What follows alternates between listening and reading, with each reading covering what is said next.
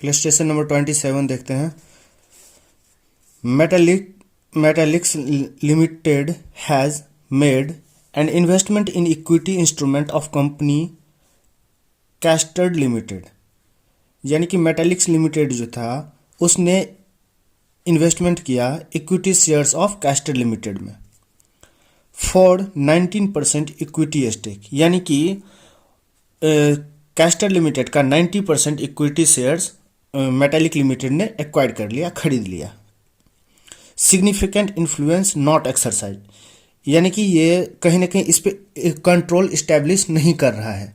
यदि control establish करता तो हमें इंड एस 110 और 27 वाला कॉन्सेप्ट हमें अप्लाई करना पड़ता, यानी कि वो जो हमें एक सेपरेट एसोसिएट वाला या एसोसिएशन वाला कॉन्सेप्ट आ जाता है, जिसमें कि 20% जब होल्डिंग हो जाता है तो हम उसे एसोसिएट कंपनी मान लेते हैं और उसके अकॉर्डिंग हम एक 27 के अकॉर्डिंग हम सेपरेट फाइनेंशियल स्टेटमेंट बनाते हैं और कंसोलिडेटेड बैलेंस शीट बनाते हैं हम इंड एस 110 के अकॉर्डिंग।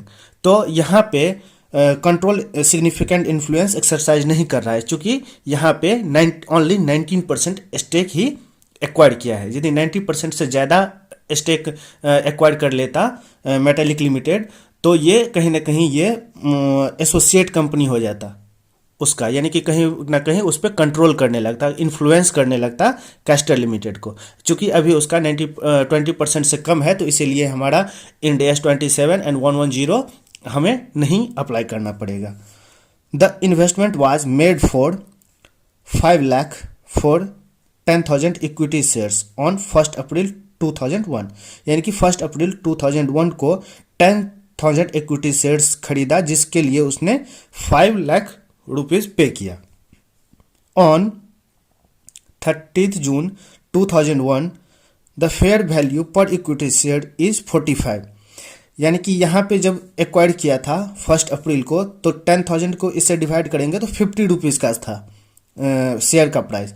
और जब यानी कि 1 अप्रैल यानी कि 30 जून की बात हो रहा है, उसी ईयर का 2001 का ही, यानी कि हम ये मान रहे हैं कि अप्रैल मई जून यानी कि 3 महीने के बाद रिपोर्टिंग हो रहा है। तो हम मान रहे हैं कि क्वार्टरली रिपोर्टिंग हो रहा है। यहाँ पे हम इससे हमें क्या इंडिकेशन मिलता है कि ये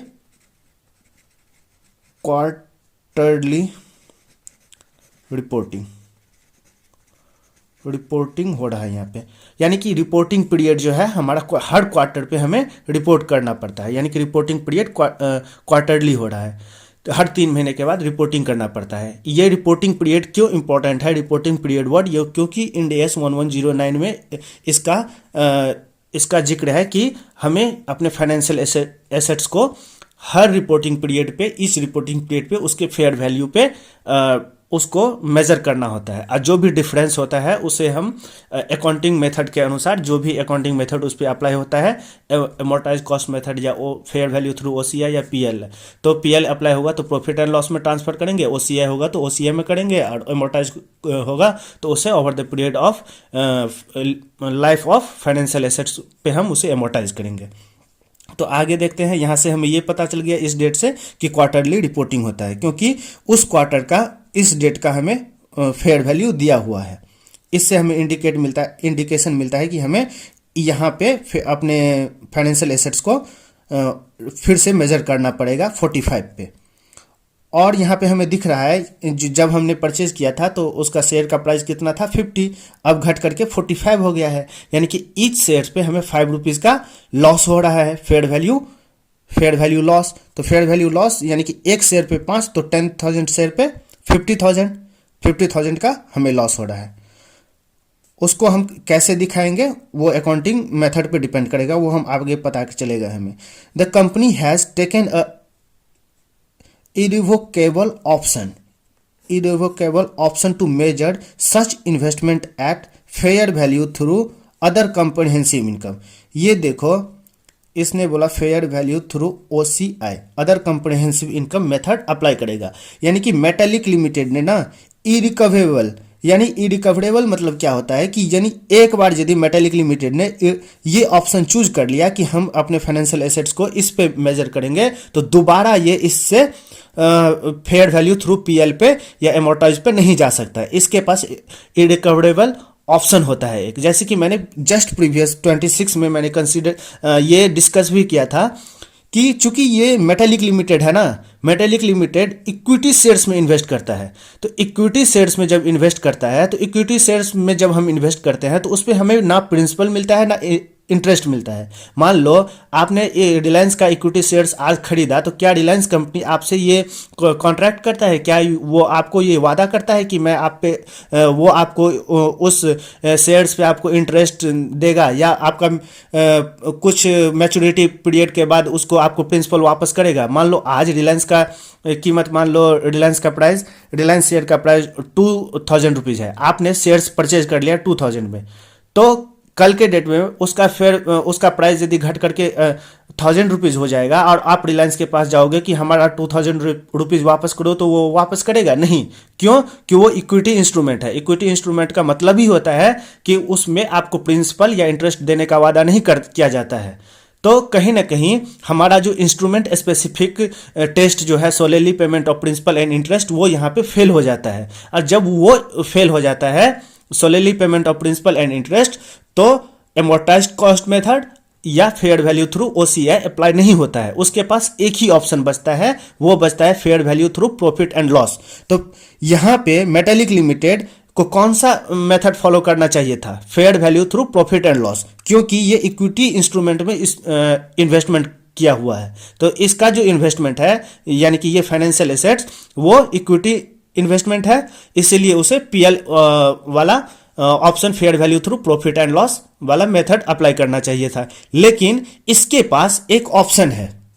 क्या ऑप्शन है? जो इंड AS 109 ने दे रखा है इसे, ये कि आप ना फेयर वैल्यू थ्रू पीएल पे न रिकॉग्नाइज अपने फाइनेंशियल एसेट्स को मेजर करके उसे फेयर वैल्यू थ्रू ओसीआई पे मेजर करो। लेकिन हाँ, उसके साथ एक कंडीशन है। एक उस ऑप्शन भी दे रहा है तो एक कंडीशन भी लगा रहा है उस पर।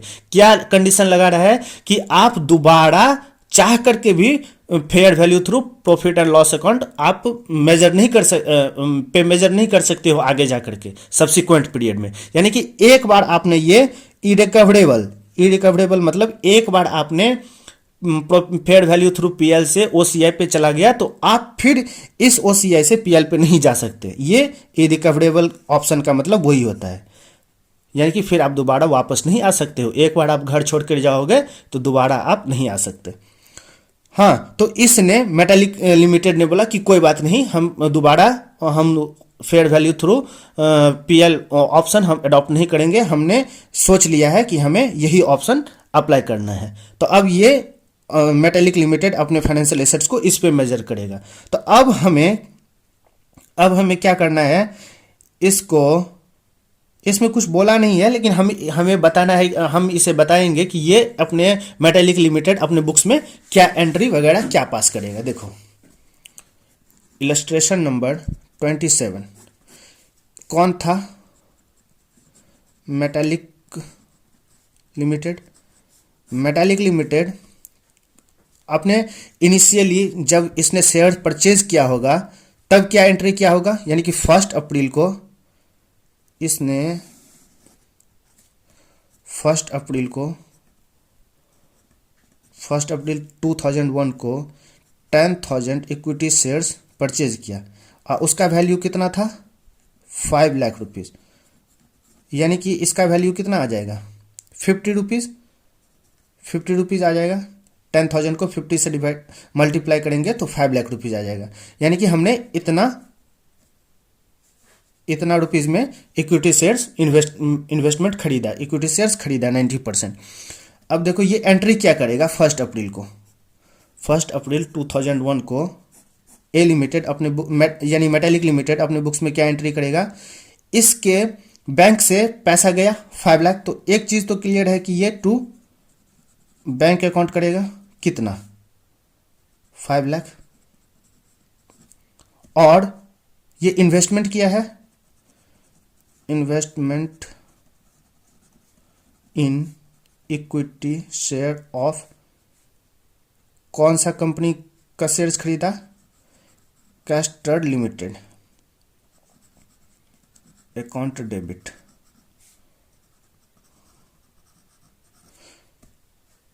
इसको यहाँ पे ऐसे लिखो, थोड़ा देखने में अच्छा लगेगा और आपको कन्फ्यूजन भी नहीं होगा। तो investment in equity share of Castor limited account debit to bank account, bank से पैसा गया और इन्वेस्टमेंट आया, यानी कि 1 अप्रैल को जब इसने परचेज किया होगा। अब अगला जो रिपोर्टिंग पीरियड आ गया, अगला रिपोर्टिंग पीरियड यानी कि क्वार्टरली है, तो ये 30 जून 2001 को इसका फेयर वैल्यू कितना आ गया था? 10,000 शेयर्स था और उसका फेयर वैल्यू कितना था? 45, यानी कि 4,50,000 आ गया इसका फेयर वैल्यू। तो यहाँ पे कहीं ना कहीं रिडक्शन हुआ। कितने का रिडक्शन हुआ? 50,000 का। यहाँ से यहाँ चला गया, यानी कि फेयर वैल्यू में रिडक्शन हो गया 50,000 का। तो ये रिपोर्टिंग पीरियड 30 जून 2001 को अपने फेयर वैल्यू के क्या करेगा?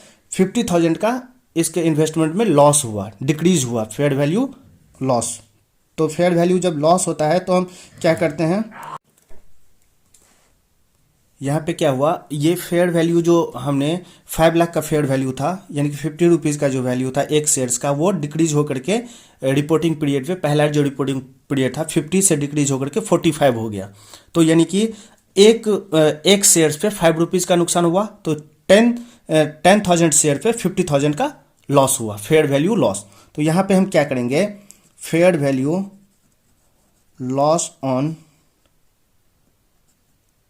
फाइनेंशियल इंस्ट्रूमेंट अकाउंट डेबिट, 50,000 का लॉस हुआ, to investment in equity share of Castor limited. हमारा इन्वेस्टमेंट डिक्रीज हुआ ना, तो इन्वेस्टमेंट घटेगा और ये फेयर वैल्यू लॉस हम यहाँ करेंगे। अब देखो ये कहाँ जाएगा, ये जो लॉस हुआ ये कहाँ जाएगा? OCI में जाएगा। क्यों? क्योंकि मेटालिक लिमिटेड ने इरिवोकेबल ऑप्शन चूज किया था। इसी इरिवोकेबल ऑप्शन OCI वाला मेथड वो चूज किया था, इसीलिए ये जो लॉस है इसे हम PL में ना ट्रांसफर करके, PL में ना चार्ज करके इसे OCI में हम चार्ज करेंगे। तो क्या करेंगे, other comprehensive income account debit 50,000 to fair value loss on financial instrument account, ये एंट्री हो जाएगा। अब इसका आंसर देख लेते हैं एक बार। बस हमारा यही 2 एंट्री, फाइनल एंट्री हमारा यही होगा। ठीक है, अब इसका आंसर देखते हैं इंस्टीट्यूट ने आंसर क्या लिखा है। The company has made irrevocable option to carry its, यानी कि measure its investment at fair value through other comprehensive income, यानी कि इसने इरिकवरेबल ऑप्शन चूज किया है। Accordingly investment shall be initially recognised at fair value, यानी initially अपने assets को फेयर वैल्यू पर रिकॉग्नाइज करेगा।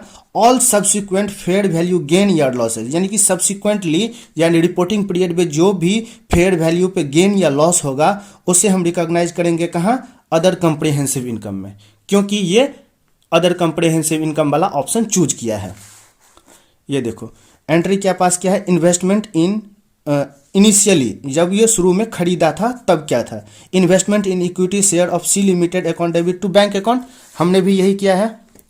Investment in equity shares of C limited account debit to bank account, पहला एंट्री हमारा सही है 5 लाख रुपीज़ का।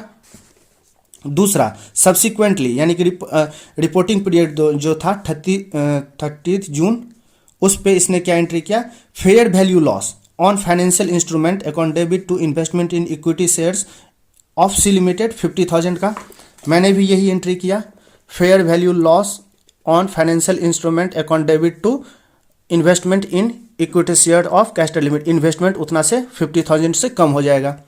अब क्या किया, fair value reserve on OCI, यानी कि अदर कॉम्प्रिहेंसिव इनकम में इसे ट्रांसफर कर दिया, इस लॉस को हाँ, फेयर वैल्यू रिजर्व, ये ऐसे नाम आप लिख सकते हो। अदर कॉम्प्रिहेंसिव इनकम मैंने लिखा है to fair value loss on financial instrument. इससे ओसीआई में इस लॉस को ओसीआई में ट्रांसफर कर दिया। मैंने भी यहाँ पे क्या किया है, other comprehensive income account debit to fair value loss on financial instrument, यानी कि ये जो लॉस था उसे हम ओसीआई में ट्रांसफर कर दिए। ओसीआई में यहाँ पे सारा सब कुछ हम ओसीआई में क्यों कर रहे हैं, क्यों, क्योंकि ये ओसीआई ऑप्शन चूज किया है मेटेलिक लिमिटेड ने। अब देखो यहाँ तो हमारा आईसीआई के क्वेश्चंस के अकॉर्डिंग यहाँ पे हमारा आंसर कंप्लीट हो गया। सपोज एक हम इसमें थोड़ा सा यदि अंडरस्टैंडिंग के पर्पस से, अंडरस्टैंडिंग के लिए हम इसमें एक ट्विस्ट डाल देते, जैसे कि इलस्ट्रेशन नंबर 26 में था कि उसमें ट्रांजैक्शन कॉस्ट 500 रुपीज़ का लगता था, याद है ना आपको।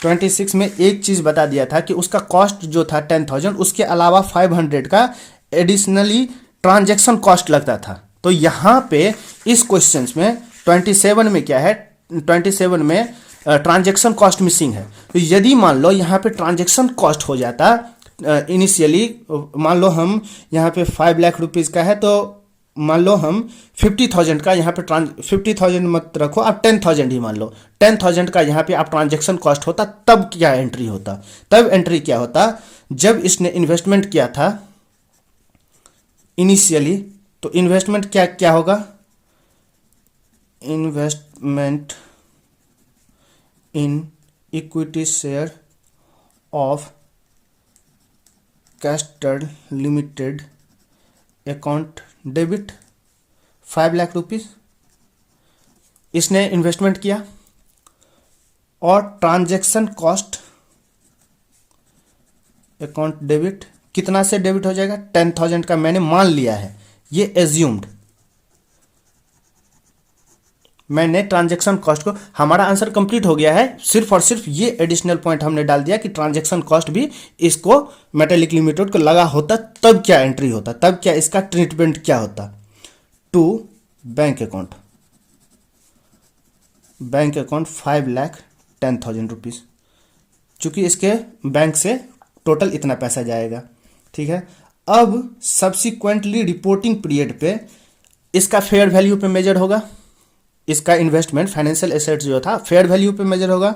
तो हमें पता है कि इसका फेयर वैल्यू डिक्रीज होकर के 5 लाख से डिक्रीज होकर के 4,50,000 हो गया, यानी कि 50,000 का नुकसान हो गया। तो यहाँ पे हम क्या लिखेंगे, fair value loss on financial, sorry ये इससे एक चीज करने से पहले, वो जो ट्रांजैक्शन कॉस्ट का, ये जो हमने ट्रांजैक्शन कॉस्ट बुक किया था, इसको करने से पहले हम इस ट्रांजैक्शन कॉस्ट को ओसीआई में ट्रांसफर कर लेंगे। Other comprehensive income account debit कितने से, 10,000 से, टू ट्रांजैक्शन कॉस्ट अकाउंट। ये हमने ये जो ट्रांजैक्शन कॉस्ट इनकर किया था उसे हम ओसीआई में ट्रांसफर कर लिए। अब प्रीवियस क्वेश्चन में 26 में जो हम 500 रुपीज़ का ट्रांजैक्शन कॉस्ट इनकर किए थे उसे हम पीएल में ट्रांसफ़र किए थे। हाँ, क्यों पीएल में ट्रांसफ़र किए थे, क्योंकि वहाँ पे फेयर वैल्यू थ्रू पीएल वाला कॉन्सेप्ट अप्लाई होता था। चूंकि यहाँ पे इस क्वेश्चन में स्पेसिफिकली बोल दिया है कि मेटेलिक लिमिटेड ने अदर कॉम्प्रिहेंसिव इनकम वाला इरिकवरेबल ऑप्शन चूज किया है, इसीलिए ट्रांजैक्शन कॉस्ट को हम पीएल में ना डाल करके हम ओसीआई में ट्रांसफ़र कर रहे हैं। यही रीजन है, बस हमें यही समझाना था कि इस ट्रांजैक्शन कॉस्ट को हम अदर कॉम्प्रिहेंसिव इनकम में दिखाएंगे। अब क्या होगा, अब रिपोर्टिंग पीरियड पे, पहला रिपोर्टिंग पीरियड जो हमारा 30 जून है, उस पे क्या होगा, fair value loss on financial instrument account debit, कितने से कितना लॉस हो रहा था हमारा, 50,000 का, to investment in equity share of Castor limited 50,000 का ये नुकसान हो गया।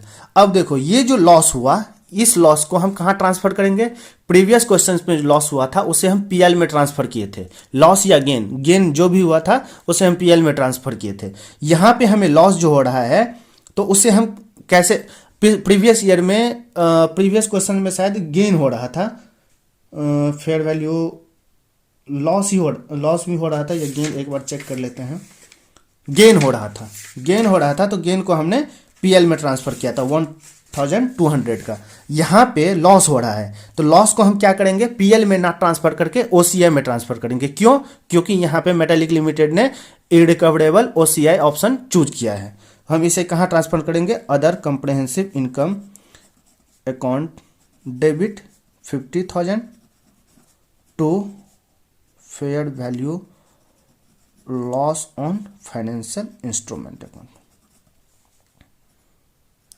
50,000 कहीं। और कुल टोटल ये देखो हमारे ओसीआई में कुल टोटल कितना बैलेंस चला जाएगा, 10,000 ये वाला और 50,000 ये वाला, यानी कि 60,000 का हमारा ओसीआई बैलेंस क्रिएट रहेगा। अब इस क्वेश्चन को ये तो हमने एडिशनली समझाने के लिए ये यहाँ से ट्रांजैक्शन कॉस्ट, यदि ट्रांजैक्शन कॉस्ट होता तो हम क्या करते हैं, ट्रांजैक्शन कॉस्ट को भी हम ओसीआई में ही ट्रांसफर करते हैं, और लॉस या gain on fair value on reporting period उसको भी हम अदर कंप्रीहेंसिव इनकम में ट्रांसफर करते हैं, क्योंकि मेटालिक लिमिटेड ने यहाँ अदर कंप्रीहेंसिव इनकम इरिकवरेबल वाला ऑप्शन चूज किया है। अब एक बार इस क्वेश्चन को वाइंड अप कर लेते हैं।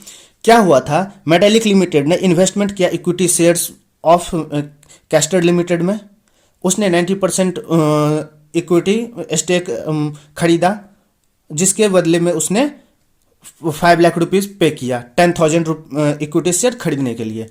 तो 10,000 इक्विटी खरीदने के लिए 5 लाख रुपया पे किया, यानी कि एक इक्विटी शेयर्स का प्राइस उस वक्त जब वो खरीदा था 1 अप्रैल को, तब उसका प्राइस 50 था। अब क्या हुआ, 30 जून को, जो कि माना जाएगा कि उसका फर्स्ट रिपोर्टिंग पीरियड था, उस वक्त उसका शेयर का प्राइस, कैस्टर लिमिटेड के शेयर का प्राइस 45 हो गया। जब हमने खरीदा था तो 50 था और रिपोर्टिंग पीरियड पे 45 हो गया, यानी कि 5 रुपीज़ का पर शेयर पे लॉस हो गया। टोटल लॉस 50,000 हो गया। ये 50,000 को हम क्या करेंगे, अदर कंप्रीहेंसिव इनकम से एडजस्ट करेंगे, ना कि प्रॉफिट एंड लॉस से। क्यों? क्योंकि यहाँ पे ये बोल दिया है, स्पेसिफिकली बोल दिया है क्वेश्चन में कि मेटालिक लिमिटेड ने fair value through OCI method of accounting choose किया है for the measurement of its financial assets, यानी कि अपने इन्वेस्टमेंट को मेजर करने के लिए इसने irrecoverable fair value through other comprehensive income वाला ऑप्शन चूज किया है। तो हमारा पहले 1 अप्रैल का एंट्री क्या हो जाएगा, 1 अप्रैल का एंट्री हो जाएगा investment in equity share of C limited account debit 5 lakh to bank account 5 lakh, यानी कि बैंक से 5 लाख रुपया गया और investment in equity share of C limited हमने डेबिट किया। ठीक है। अब रिपोर्टिंग पीरियड यानी कि 30 जून को क्या एंट्री होगा, हमारा लॉस हुआ तो लॉस होगा, यानी कि फेयर वैल्यू लॉस हुआ, तो फेयर वैल्यू लॉस होने से क्या होगा, हमारा इन्वेस्टमेंट का वैल्यू घट करके 5 लाख से 4,50,000 हो गया। तो हम 50,000 से अपने इन्वेस्टमेंट को घटाएंगे। तो घटाने के लिए हम क्या करते हैं, इन्वेस्टमेंट को क्रेडिट करेंगे और फेयर वैल्यू लॉस को डेबिट करेंगे। तो हम क्या लिखेंगे, fair value loss on financial instrument account debit कितने से, 50,000 से, to investment in equity shares of Castor limited 50,000 से। ठीक है। और इस लॉस को हम ट्रांसफर करेंगे ओसीआई में। तो एंट्री क्या हो जाएगा, other comprehensive income account debit to fair value loss on financial instrument.